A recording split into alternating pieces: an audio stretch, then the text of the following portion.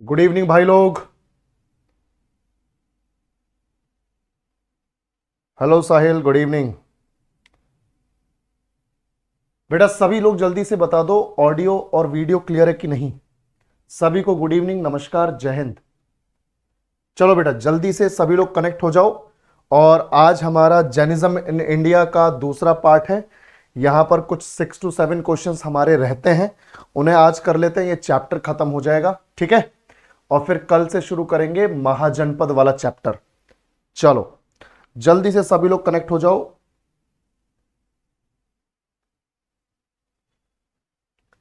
चलो बहुत बढ़िया, बहुत बढ़िया। सभी को गुड इवनिंग, नमस्कार, जय हिंद बच्चों।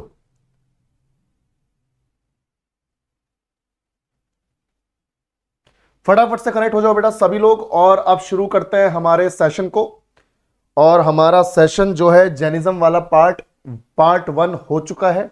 और पिछली क्लास में कई सारे क्वेश्चंस हम ऑलरेडी कवर कर चुके हैं। जैनिज्म के छोटा चैप्टर है, तो जितने क्वेश्चंस बन सकते थे उतने सारे क्वेश्चंस हमने कर लिए, और 6 to 7 क्वेश्चंस लेकर आए हूं आपके लिए, बनाकर लेके आए हैं, ताकि कोई भी क्वेश्चन फंसे यहां से तो आराम से तुम इनको कर जाओ अच्छे से। और उसके बाद जो हमारा नेक्स्ट चैप्टर होगा जैनिज्म के बाद, वो कल की क्लास में होगा महाजनपद वाला, ठीक है। चलो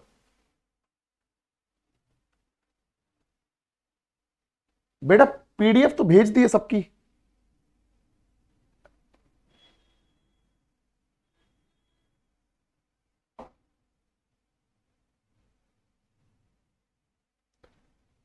विश्व रंजन एक बार फिर से बोल बेटा। पूरा कवर हो रहा है, पूरा कवर हो रहा है इससे, ठीक है।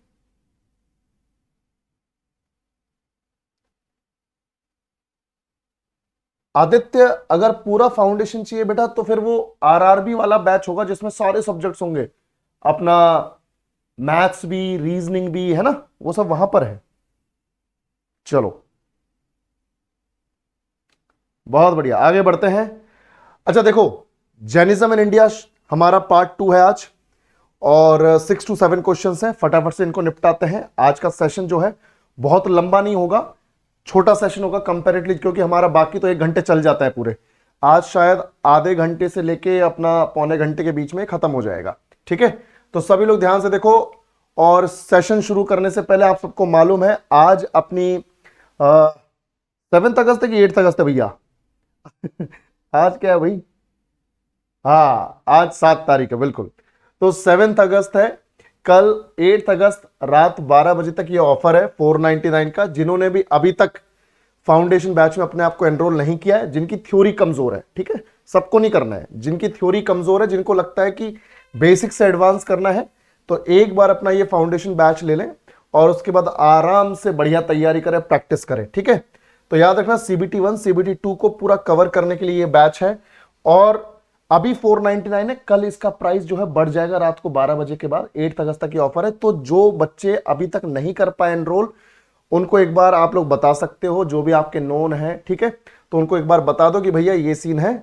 फिर बाद में फिर ऑफर जो है वो देना थोड़ा सा असंभव हो जाता है हमारे लिए भी, बार बार एक्सटेंड करना हमारे लिए भी थोड़ी दिक्कत वाली बात हो जाती है। एनीवेज, तो हमारा पहला क्वेश्चन जैनिज्म पार्ट 2 में, which of the following is not one of the 5 main वाउज, ठीक है भाई, 5 मेन वाउज यानी महाव्रत इन जैनिज्म। निम्नलिखित में से कौन सा जैन धर्म के 5 मुख्य व्रतों यानी महाव्रतों में से एक नहीं है? मैंने तुम्हें जैनिज्म की 5 टीचिंग्स बताई थी बेटा, सबको मैंने जैनिज्म की 5 टीचिंग्स बताई हैं। तो 5 टीचिंग्स तुम सब जानते हो, 5 महाव्रत तुम सब जानते हो, तो 5 महाव्रत में इनमें से कौन सा नहीं है, जल्दी बताओ। बहुत बढ़िया, बहुत बढ़िया। अब कतई जहर हो रहे हो भाई तुम, शाबाश। और आज तो हमने पूरा चैप्टर ही कर डाला वहां पे सुबह वाली क्लास में, है ना, पूरा चैप्टर ही कर डाला। देखो होता क्या है ना, मैं बताता हूं। यूट्यूब पे आप बहुत खुल के नहीं पढ़ा सकते चीजें, वहां पर क्या होती हैं, चीजें वहां ओपन प्लेटफॉर्म पर है, तो मैं ऐसे एग्जांपल्स दे नहीं सकता जो हम क्लास में दे सकते हैं, वरना पता चला ससुरा वहां पे ना वायरल हो रहे हैं और बदनाम हो गए, ठीक है। क्लास में हम थोड़ा सा ओपनली क्लास कर सकते हैं, बातचीत कर सकते हैं, तो वहां पे थोड़ा फॉर्मल तरीके से बताया गया, ठीक है। तो देखो ध्यान से, यहां पर अहिंसा तो है, नॉन वायलेंस है, एक महाव्रत तो है, सत्य है, अपना ट्रुथ है, अस्ते नॉन स्टीलिंग, नॉन पोजिशन है ना भाई, अपरिग्रह, और ऑब्जर्व कॉन्टिनेंस है यानी ब्रह्मचर्य। तो यहां पे 3 तो है, भक्ति की तो बात ही नहीं उठती, कोई भक्ति की तो कोई बात ही नहीं है। तो आंसर है डी, यानी उन पंच महाव्रतों में पंच महाव्रतों में भक्ति शामिल नहीं होगी। नॉन पोजिशन यानी अपरिग्रह यानी कि क्लेम ना करना, और दूसरा ऑब्जर्व कॉन्टिनेंस यानी ब्रह्मचर्य यानी बॉडीली फ्लूइड्स को बाहर ना निकालना, वो शामिल है, पर वो यहां पर है नहीं, ये डी दे दिया यहां पर, तो ये आंसर है डी। ये हमारे 5 जो वाउज हैं, पंच महाव्रत है, उनका हिस्सा नहीं है, भक्ति नहीं है इसका हिस्सा। ठीक है, चलो आगे बढ़े। बिल्कुल,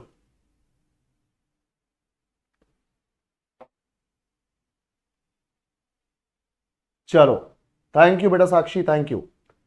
शशिकांत, जो भी क्वेश्चन है बेटा टाइप कर दो, मैं देख लूंगा। ठीक है, टाइप कर दो एक बार, और अगर एक बार नजर ना पड़े तो साला स्पैम कर देना। ठीक है, चलो second question, which term refers to the Jain concept of spiritual knowledge?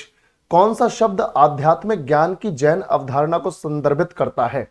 मैंने तुम लोगों को बताया था भाई, मैंने तुम लोगों को बताया था कि अगर आपको आध्यात्मिक ज्ञान लेना है, स्पिरिचुअल नॉलेज लेनी है, जैसे महावीर स्वामी ने 42 ईयर्स की एज में, है ना, 42 साल की एज में, मैंने तुम्हें बताया था कि उन्होंने जृंभिक ग्राम में ऋजुपालिका नदी के तट पर साल के पेड़ के नीचे उन्होंने ज्ञान की प्राप्ति की थी। और मैंने तुम्हें बताया था कि जैन धर्म में जो एनलाइटनमेंट है, जो आध्यात्मिक ज्ञान की प्राप्ति है, उसे बोलते हैं कैवल्य। भाई स्पिरिचुअल नॉलेज को क्या बोलते हैं? कैवल्य। बुद्धिज्म में इसी को बोलते हैं निर्वाण, है ना, वहां पे बुद्धिज्म में हमने पढ़ा था निर्वाण, यहां बोल रहे हैं कैवल्य। तो कैवल्य कहां बोल रहे हैं? जैन धर्म में। और बौद्ध धर्म में क्या बोल रहे हैं बच्चों? निर्वाण। वहीं मैंने तुम लोगों को बताया था कि जिसे बौद्ध धर्म में निर्वाण बोल रहे हैं, वहां जैनिज्म में इसको बोलते हैं मुक्ति, डेथ, मोक्ष, साल्वेशन। यहां बौद्ध धर्म में तो निर्वाण का मतलब है ज्ञान की प्राप्ति, जैन धर्म में तो निर्वाण का मतलब है चले गए। ठीक है, तो which term refers to the Jain concept of spiritual knowledge? तो स्पिरिचुअल नॉलेज के लिए क्या है बच्चों? ध्यान से देखो, कैवल्य, सी। ठीक है, सी। सम्राट, बिल्कुल बेटा बिल्कुल, पुराने लेक्चर्स भी देखते रहना और यहां भी कंटिन्यू कर सकता है, कोई टेंशन वाली बात नहीं है। और कल से तो बिल्कुल ही नया चैप्टर शुरू होगा, तो कल से वैसे लाइव भी देखो और पिछला भी जो है हो चुका है उसको कवर करते जाना। बिल्कुल बिल्कुल बेटा, रितांकर स्टैटिक जीके भी होगा, करंट अफेयर्स भी होगा, टेंशन ना लो, बिल्कुल सब कुछ होगा। शशिकांत, बोधिसत्व रिलेटेड है बुद्धिज्म से, मैंने बताया था ना, गौतम बुद्ध के बाद जितने भी गुरु हुए उन्हें बोधिसत्वाज बोला जाता था, है ना, भगवान बुद्ध के बाद जितने भी गुरु हुए बौद्ध धर्म में उन्हें बोधिसत्वाज बोला जाता था। एलशिव, बौद्ध धर्म में कैवल्य का मतलब है, कैवल्य का मतलब बौद्ध धर्म में निर्वाण होता है यानी ज्ञान की प्राप्ति। कैवल्य जैन धर्म का वर्ड है, निर्वाण बौद्ध धर्म का वर्ड है, दोनों का मतलब एक ही है। बौद्ध धर्म में कैवल्य मतलब एनलाइटनमेंट, ज्ञान, है ना, स्पिरिचुअल नॉलेज मिलना, यहां पर कैवल्य मतलब स्पिरिचुअल नॉलेज मिलना। पर निर्वाण का मतलब जैनिज्म में होता है मोक्ष, जहां पे बौद्ध धर्म में उसको बोलते हैं महापरिनिर्वाण। चलो आगे बढ़ते हैं। नहीं नहीं बेटा शशिकांत, गलत है, वो गलत है। भगवान बुद्ध के बाद जितने भी गुरु हुए हमारे उन्हें बोधिसत्वास बोला गया। ठीक है, चलो कौन सी बुक देख लिया भाई? एनसीईआरटी फॉलो करो। अब देखो, the Jain practice of Sallekhana involves, यार ये इंपॉर्टेंट है, ये थोड़ा अलग है, ये हमने क्लास में भी डिस्कस नहीं किया इसलिए मैं लेके आया हूं उसको। देखो यहां पे डिस्कस करते हैं, ध्यान से देखो बेटा सभी लोग। द जैन प्रैक्टिस ऑफ सल्लेखना, सल्लेखना की जैन प्रथा में शामिल है। अगर किसी को मालूम है तो जवाब दो, वरना मैं तो बता ही दूंगा, जल्दी बताओ। अगर किसी को मालूम है तो जवाब दो भाई। क्या बात है भाई, क्या बात है, तुम तो यार, हाँ हाँ हाँ हाँ, शाबाश, बहुत बढ़िया बच्चों। फास्टिंग अनटू डेथ, आमरण अनशन, यानी जब तक मृत्यु ना आ जाए तब तक अनशन पे रहेंगे, भूखे रहेंगे। सीधी बात यह है, मैंने तुम्हें बताया कि देखो भाई, बौद्ध धर्म में, बुद्धिज्म में तो कोई फिक्स्ड तरीका नहीं है कि कैसे आपको मोक्ष मिलेगा। आप तपस्या करो आराम से अपना। बौद्ध धर्म तो साफ साफ बोलता है कि आप अपनी तपस्या करो, ठीक है, दिन में 2 घंटे कर रहे हो, 3 घंटे कर रहे हो, 5 घंटे कर रहे हो, आपको ऑटोमेटिकली आपकी मृत्यु से पहले आपको पता चल जाएगा कि आपकी मृत्यु आने वाली। जैसे याद है भगवान बुद्ध को पता चला था जब वो पोर्क खाने वाले थे, तो उनको पता चल गया था कि भाई पोर्क के रास्ते ही मुझे मोक्ष मिलने वाला है, तो उन्होंने फिर भी उसे खा लिया, अपने दूसरे शिष्यों को नहीं खाने दिया, क्योंकि उनका मोक्ष का टाइम नहीं आया था, अपना आ गया था, तो उनको समझ में आ गया था हाँ भाई यही रास्ता मेरे मोक्ष का, तो उन्होंने खा लिया उसे। तो याद रखना बौद्ध धर्म में कोई फिक्स्ड रास्ता नहीं कि कैसे आएगा मोक्ष, बस आपको पता चल जाएगा कि अब आने वाला है। पर जैन धर्म में अगर आपको मोक्ष चाहिए तो आपको तपस्या के साथ साथ आपको खाना पीना छोड़ना पड़ेगा। आप तपस्या कर रहे हो, तपस्या करते करते क्या है, आपको खाना पीना कम करते जाना है, कम करते जाना है, कम करते जाना है, और आखिर में बिल्कुल छोड़ देना है। और जब आप बिल्कुल खाना छोड़ दोगे, उसके बाद जो आपकी उस भूख और प्यास से डेथ होगी, वो स्टारवेशन से जो आपकी डेथ होगी, that death will be called Sanlekhana, या फिर उसी को हम बोल देंगे मोक्ष। समझ में आ रही भी बात? और जैनिज्म में तो उसे निर्वाण भी बोलता है। यानी बेसिक बात यह है कि संलेखना का मतलब है कि आप मोक्ष की प्राप्ति कर रहे हो खाना पीना त्याग कर। तो संलेखना का मतलब क्या है? खाना पीना त्यागना, टू रिनाउंस दी फूड, त्याग देना, खाना पीना त्याग देना है संलेखना। पर एक चीज याद रखना, ये जो शब्द है ना बच्चों, ये दिगंबर शब्द है। दिगंबर जैन जो है वो इसे संलेखना बोलते हैं। तुम बोलोगे सर श्वेतांबरों का अलग वर्ड है क्या? बिल्कुल सेम प्रोसेस है श्वेतांबरों का, पर उनका वर्ड अलग है। श्वेतांबर जैन जो है इसी प्रोसेस को, बेटा ध्यान से सुनना, श्वेतांबर जैन इसी प्रोसेस को बोलते हैं संथारा। क्या बोलते हैं? संथारा। श्वेतांबर इसी को क्या बोलते हैं? संथारा। याद रखना, कहीं कंफ्यूज नहीं होना। संलेखना बोला जाता है दिगंबर जैन की भाषा में, और श्वेतांबर जैन की भाषा में बोला जाता है संथारा। एक ही प्रोसेस है कि जब मृत्यु निकट आए तो उस टाइम पे खाना पीना बिल्कुल छोड़ दो, ताकि मृत्यु जल्दी से मिले, यानी मोक्ष जल्दी से मिले, साल्वेशन जल्दी से मिले, जीवन और मृत्यु के चक्र से छुटकारा जल्दी से मिले। ठीक है भाई? बिल्कुल। देखो सबकी अपनी अपनी चीजें हैं। ठीक है? हाँ, श्वेतांबरों में संथारा और दिगंबरों में संलेखना कहा जाता है। चलो आगे बढ़ते हैं। खाना पीना त्याग देना, खाना पीना त्याग देना ही कहलाता है संलेखना या संथारा। नेक्स्ट क्वेश्चन देखो बेटा, the Jain Agamas are the canonical scriptures of which Jain sect? Jain Agam किस जैन संप्रदाय के विहित ग्रंथ हैं? मैंने सुबह जब हमारी यूट्यूब पे क्लास चल रही थी जैनिज्म इन इंडिया की, तो अगर आप में से कई सारे लोगों ने वहां क्लास अटेंड की होगी तो आपको पता होगा कि मैंने तुम्हें बताया था कि जो जैन लिटरेचर है हमारे पास, जो जैन साहित्य, जैसे बुद्धिस्ट साहित्य, बुद्धिस्ट लिटरेचर तो हमने डिटेल में किया, जैन साहित्य में आपको डिटेल में नहीं जाना कि भाई कौन सी किताब में क्या लिखा हुआ है। तो जैन साहित्य को मैंने सुबह भी तुम्हें बताया था कि जैन साहित्य को हम लोग बोलते हैं सिद्धांत या फिर आगम, है ना भाई? मैंने बताया था तुम्हें क्या बोलते हैं, सिद्धांत या फिर आगम, है ना? यही बोलते हैं। अब ध्यान से देखो, सिद्धांत या फिर आगम। और मैंने तुम्हें यह बताया था कि ये सिद्धांत या आगम जो है, यानी जो साहित्य है जैन धर्म का, it can be divided into two categories. It can be divided into two categories. एक को तो हम बोल सकते हैं कैनोनिकल टेक्स्ट्स, और मैंने तुम्हें इसका मतलब भी बताया था सुबह, अगर किसी ने अटेंड नहीं की तो कोई बात नहीं, मैं भी दोबारा बता देता हूं। कैनोनिकल टेक्स्ट्स, ध्यान से देखो बच्चों, और एक होते हैं नॉन कैनोनिकल टेक्स्ट। मैं दोनों का हिंदी मतलब बताऊंगा, बिल्कुल लोड नहीं लेना कि सर जी ये क्या लिख रहे हो। सर जी बिल्कुल ठीक लिख रहे हैं, बस तुम्हें हिंदी वर्जन भी देंगे इसका। देखो भाई, कैनोनिकल टेक्स्ट का मतलब होता है जो औपचारिक ग्रंथ हैं, जो औपचारिक यानी ऑफिशियल टेक्स्ट हैं, औपचारिक ग्रंथ। ठीक है? यानी जहां पे जैन धर्म में जिनको ज्यादा वेटेज, ज्यादा इंपॉर्टेंस मिली हो, यानी जैन धर्म में जो सबसे बढ़िया स्क्रिप्चर्स, जो कैनोनिकल स्क्रिप्चर्स हैं, वो यहां पर है। उन्हें कैनोनिकल टेक्स्ट या औपचारिक ग्रंथ बोल रहे हैं, जेन्युइन। मोस्ट जेन्युइन, ये भी लिख सकते हो, मोस्ट जेन्युइन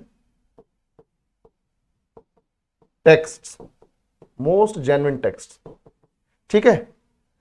इनसे थोड़े कम इंपॉर्टेंट है उधर वाले। जब ये मोस्ट जेन्युइन है, ये औपचारिक है, तो भाई वो क्या है, अनऑफिशियल, अनौपचारिक, ठीक है, ये अनऑफिशियल है। मतलब हम कह नहीं सकते 100% श्योर होके कि ये जेन्युइन टेक्स्ट हैं, तो अनऑफिशियल टेक्स्ट, ठीक है। These texts are less important as compare to canonical text. तो याद रखो, अब यहां पर और यहां पर क्या फर्क है, कौन कौन से टेक्स्ट है, मैंने तुम्हें सुबह भी बताया था। देखो भाई, मैंने तुम्हें बताया था कि ये जो टेक्स्ट हैं कैनोनिकल टेक्स्ट, ये तो श्वेतांबर के हैं। किसके हैं, श्वेतांबर के। तुम्हें आंसर तो तुम्हारा मिल ही गया, यही तो लिखा हुआ है कि the Jain Agamas are the canonical scriptures of which Jain sect, तो श्वेतांबर के हैं, पता तो चली गया हमें। इधर है दिगंबर वाले, ये दिगंबर है, या दिगंबर, हिंदी में कहो दिगंबर। तो यहां पर पहला जो है, मैंने तुम्हें बताया कि एक तो टेक्स्ट है अंग, एक तो साहित्य में इनका है अंग, और मैंने बताया था अंग की 12 वॉल्यूम है, यानी 12 अंग। फिर मैंने बताया कि हर एक अंग का एक उपांग है, हर एक अंग का एक उपांग है। मैं फिर से बता रहा हूं ताकि रिवीजन हो जाए जिन्होंने सुबह क्लास अटेंड की है। अंग के, देखो अंग की 12 वॉल्यूम है, यानी अंग की कितनी किताबें, कितने पार्ट हैं, 12। हर एक अंग का एक उपांग है, और उपांग जब हर एक अंग का है तो 12 के 12 होंगे, 12 उपांग। फिर मैंने बताया कि एक किताब है परिकर्ण, परिकर्ण है ना, परिकर्ण। तो परिकर्ण की कितनी वॉल्यूम्स, 10 वॉल्यूम्स। फिर मैंने तुम लोगों को बताया बच्चों, ध्यान से देखो, इसको थोड़ा सा ऊपर कर देते हैं, हाँ। फिर देखो बेटा, फिर मैंने तुम्हें बताया कि परिकर्ण के बाद है षड सूत्र, षड सूत्र,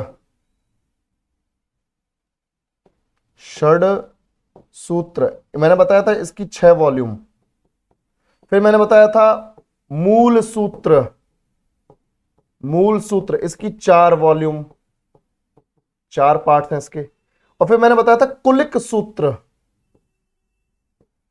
कुलिक सूत्र, जिसकी 2 वॉल्यूम्स हैं, ठीक है बेटा। तो ये तो हो गए हमारे ऑफिशियल टेक्स्ट जैन धर्म के, इन्हीं को बोलते हैं कैनोनिकल टेक्स्ट, और ये श्वेतांबरों के हैं। वहीं दिगंबर में मैंने आपको बताया था पहला एक तो कल्प सूत्र है।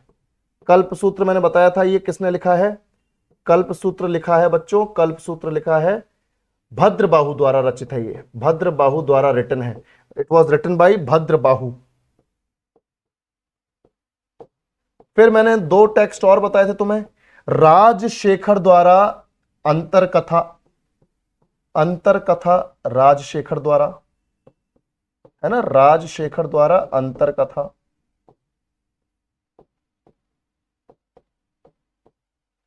फिर तीसरा बच्चों ध्यान से देखो, तीसरा है कथा रत्नाकर बाई हेम विजय, कथा रत्नाकर बाई हेम विजय। तो ये तुम्हें बच्चों नाम याद रखने हैं, ठीक है, हेम विजय द्वारा।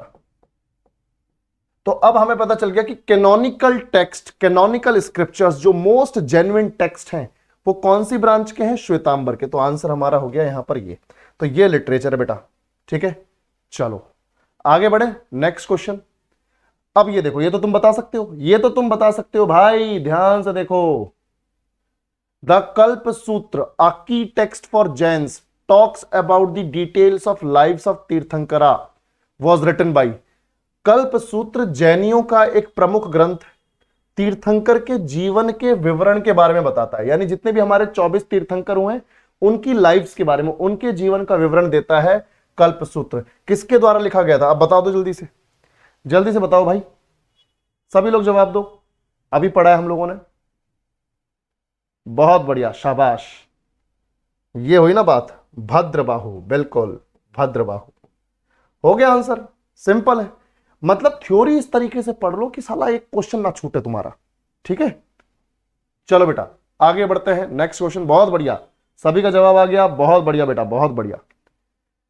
चलो अब ये काउंसिल वाला और झंझट खत्म करते हैं, और उसके बाद जो है हमारा जो ये सेशन है वो ऑलमोस्ट खत्म हो जाएगा। आज छोटा सेशन है, कोई बात नहीं, आज थोड़ा तुम रेस्ट भी करो। कल जो है महाजनपद वाले चैप्टर में होगा जबरदस्त धमाका, मजा आ जाएगा, बहुत बढ़िया कंटेंट मिलेगा तुम्हें कल। मैप वगैरह बढ़िया यूज करेंगे जबरदस्त तरीके से। पर पहले ये बताओ, the first Jan council was held at which place? प्रथम जैन संगीति किस स्थान पर आयोजित की गई थी? ससुरो सुबह सुबह बताया मैंने बहुत बढ़िया तरीके से। शाबाश शाबाश, बहुत बढ़िया बहुत बढ़िया। जिन्होंने अटेंड नहीं की कोई बात नहीं, उनको मैं डिटेल में फिर से बताऊंगा। ऐसा मत सोचना कि सर ने सुबह करवा दिया तो यहां गोली दे देंगे, काम पूरी ईमानदारी से भाई। ठीक है, पाटलिपुत्र सही है, पाटलिपुत्र। और मैंने तुम्हें यह भी बताया था कि पाटलिपुत्र में जो पहली जैन काउंसिल हुई थी वो हुई थी 3rd सेंचुरी बीसीई में, 3री शताब्दी ईसा पूर्व में। और मैंने तुम्हें बताया था कि इसका चेयरमैन कौन था? स्थूलभद्र, स्थूलभद्र है ना, वही श्वेतांबर के जो फाउंडर हैं वो स्थूलभद्र। चलो एक बार इसको देख लेते हैं ना, इसको एक बार देख लेते हैं, मजा आ जाएगा। वैसे मैंने तुम्हें बताया था, इसको ऐसा करते हैं, एक नई स्लाइड बना देते हैं ताकि मैं फटाफट से यहां टेबल सा बना सकूं, है ना। यहीं पे लिख देते हैं, देखो जैन धर्म की संगीतियां, councils of Jainism, councils of Jainism. और अब मैं सबको एक बार फिर से रिवीजन करवा रहा हूं, देखो ध्यान से सुनो मेरी बात। बेटा मैंने तुम सबको बताया था कि काउंसिल्स का मतलब क्या है। काउंसिल का मतलब है बैठक, मीटिंग। मैंने बताया था कि जैन धर्म और बौद्ध धर्म में जब भी ऐसा होता था कि समय के साथ धर्म के अंदर कुछ परिवर्तन करने, है ना, टाइम के साथ अगर रिलीजन में कुछ चेंजेस आ रहे हैं, सोसाइटी में समाज में चेंजेस आ रहे हैं, तो धर्म में भी अपने आप परिवर्तन होते थे। अब जैसे जैसे क्या होता था, आज से 150-200 साल पहले सती प्रथा थी हिंदुइज्म में, हिंदू धर्म में सती प्रथा हुआ करती थी कि अगर किसी महिला के हस्बैंड की डेथ हो गई है तो उस महिला को अपने हस्बैंड की जो फ्यूनरल पायर है, जो चिता है, उस पर जिंदा जला दिया जाता था। अब यह प्रथा 150-200 साल पहले खत्म हो गई, क्योंकि over the period of time Hindu धर्म के लोगों को लगा यार ये गलत है, अब हमें इसे चेंज करने की जरूरत है। तो राजा राम मोहन रॉय, ब्रिटिश और खुद हिंदुओं ने इस प्रथा को खत्म कर दिया।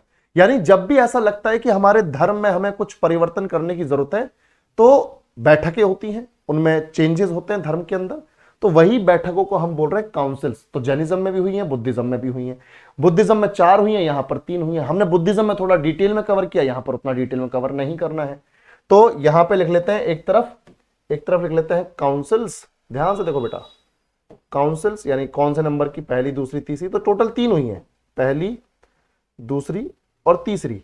फिर देखना है टाइम पीरियड कि कब हुई है, यानी किस ईयर में हुई है। तो एग्जैक्ट ईयर्स याद रखने की बिल्कुल जरूरत नहीं है, ठीक है, क्योंकि अलग अलग जगह अलग अलग दिए, तो क्यों रिस्क लेना, तो सीधे टाइम पीरियड, ठीक है। उसके बाद हमें देखना है प्लेस कि वो काउंसिल जो है जैन काउंसिल हुई कहां पर, और आखिर में देखना है कि उसका चेयरमैन कौन है। तो जिन्होंने सुबह क्लास अटेंड किया वो तो बेटा, है ना, वो तो बताते चलो भाई। पहली काउंसिल तुम सबको मालूम है कब हुई? 3rd सेंचुरी बीसीई में। और जब मैं 3rd सेंचुरी बीसीई बोलता हूं, यानी 3री शताब्दी ईसा पूर्व बोलता हूं, तो इसका मतलब है 300 बीसीई से लेकर 200 बीसीई के बीच में, ठीक है। और चंद्रगुप्त मौर्य के टाइम पर ही हुई थी, चंद्रगुप्त मौर्य के टाइम पर ही हुई है। और चंद्रगुप्त मौर्य जो है 297 तक शासन करता है, याद है, तो 298-297 के आसपास ही हुई है। प्लेस अब क्योंकि नॉर्थ में हुई है, चंद्रगुप्त मौर्य के टाइम पर हुई है, नॉर्थ में हुई है, तो नॉर्थ में सबसे इंपॉर्टेंट सिटी है पाटलिपुत्र, यानी उस टाइम के मगध महाजनपद की कैपिटल पाटलिपुत्र। चंद्रगुप्त की कैपिटल क्या थी बच्चों? पाटलिपुत्र। और चेयरमैन था, जो तुम्हें मालूम है कि उत्तर में कौन रहा था? उत्तर में याद है ना, श्वेतांबर और दिगंबर में से श्वेतांबर रहे थे उत्तर में, मगध में, है ना। और हेड था स्थूलभद्र, तो स्थूलभद्र ही यहां पर चेयरमैन बना पहली काउंसिल का, स्थूलभद्र, ठीक है। दूसरी काउंसिल बच्चों हुई है 700-800 साल बाद, 4th सेंचुरी बीसीई नहीं, अब बीसीई नहीं, या तो सीई या एडी, 4th सेंचुरी एडी में हुई है 700-800 साल बाद। और ये बेटा देखो, ये जो सेकंड काउंसिल है ना, ये दो हुई हैं सेकंड काउंसिल में, दो काउंसिल हुई हैं अलग अलग जगह पर साइमल्टेनियसली, एक साथ। ध्यान से देखो, बिल्कुल दो हुई हैं ये। जैसे मैंने बता दूं कि 4th सेंचुरी एडी में दो हुई, एक अलग जगह पे हुई सेकंड वाली, एक अलग जगह पे हुई। दोनों सेम टाइम पे हुई हैं, बस अलग अलग जगह पर। इन्हें दोनों को ही सेकंड काउंसिल कंसिडर किया जाता है। जैसे जो सेकंड काउंसिल में जो पहले वाली है वो हुई मथुरा में, मतलब एक तो मथुरा में हुई उत्तर प्रदेश में, और एक हुई बच्चों वल्लभी गुजरात में। मैं अभी मैप पर दिखाऊंगा, जिन्होंने सुबह क्लास अटेंड नहीं की थी उनको दिखाऊंगा वल्लभी कहां पर है। तो सेकंड काउंसिल दो जगह हुई, मथुरा और वल्लभी, सेम टाइम पर। ठीक है, एक ही टाइम पर दो जगह हो रही है। और मथुरा वाली जो सेकंड काउंसिल है बच्चों, इसका चेयरमैन था, मैंने तुम्हें बताया था, स्कंदल। क्या नाम है? स्कंदल। और जो वल्लभी वाला है उसका नाम था नागार्जुन। ठीक है, क्या नाम था? नागार्जुन। तो यहां पर हो गए अपने। उसके बाद थर्ड काउंसिल हुई है अगले 100 सालों में ही, क्योंकि 3rd सेंचुरी बीसी, फिर 4th century AD, 5th century AD. भाई 4th सेंचुरी एडी का मतलब है 300 एडी से लेकर 400 एडी के बीच में, यही तो है 4th सेंचुरी एडी का मतलब। और यहां पर 5th सेंचुरी एडी का मतलब है 300 से 400 तो चौथी हो गई, तो 400 से 505 भी हो जाएगी। और ये हुई है वल्लभी में, ये प्रॉपरली वल्लभी में हुई है। सेकंड काउंसिल का एक हिस्सा वल्लभी में, और थर्ड काउंसिल तो पूरी ही वल्लभी में, और वल्लभी है गुजरात में। और इस टाइम पे था चेयरमैन देवर्धी गनी। देवर्धी गनी, ठीक है, देवर्धी गनी। तो ये हमारा हो गया। और अब तुम देखो, फटाफट से मैं इनको मैप पर मार्क कर देता हूं, ध्यान से देखो बेटा। अरे साहिल राज, चलो बहुत बढ़िया।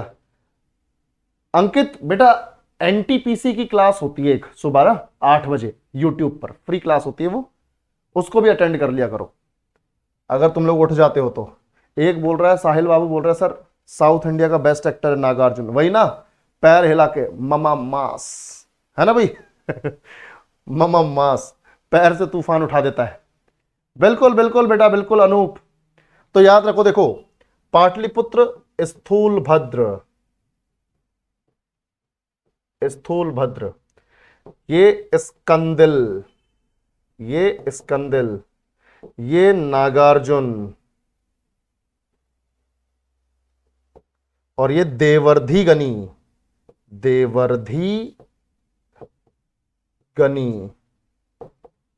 ठीक है बच्चों? हाँ चलो भाई,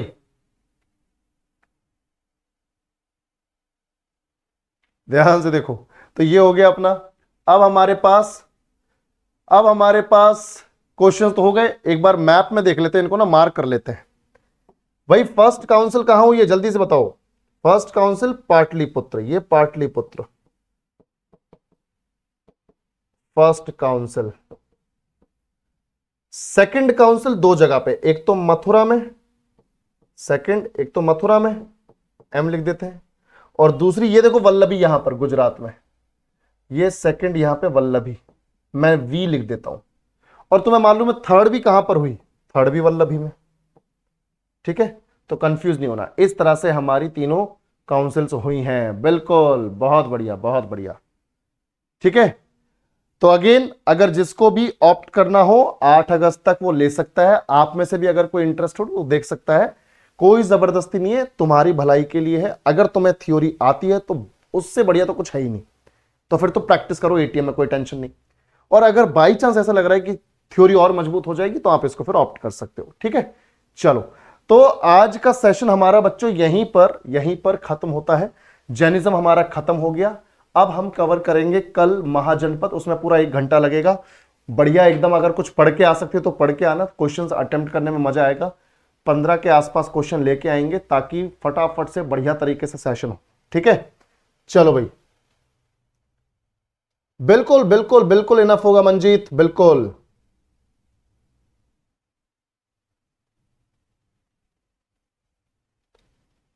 थैंक यू अजय। कोई बात नहीं सम्राट, कोई बात नहीं बेटा, बाद में देख लिया करो, कोई दिक्कत नहीं। Thank you Ankit.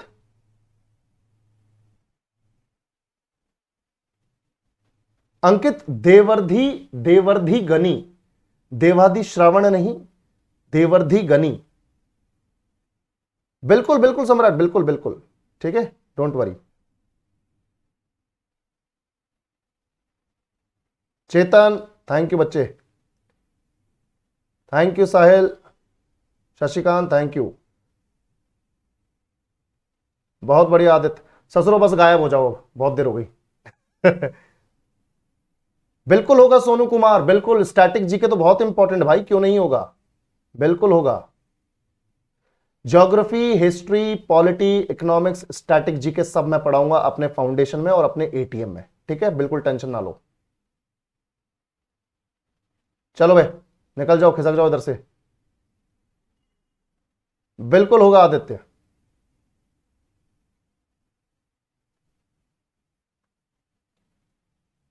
RRB batch एक बार quick tricks by Sahil sir app पर जाकर देखो बेटा, वहां पर मिल जाएगा, ठीक है। चलो take care, bye bye, good night. बिल्कुल, चेत पाक दम दम। चलो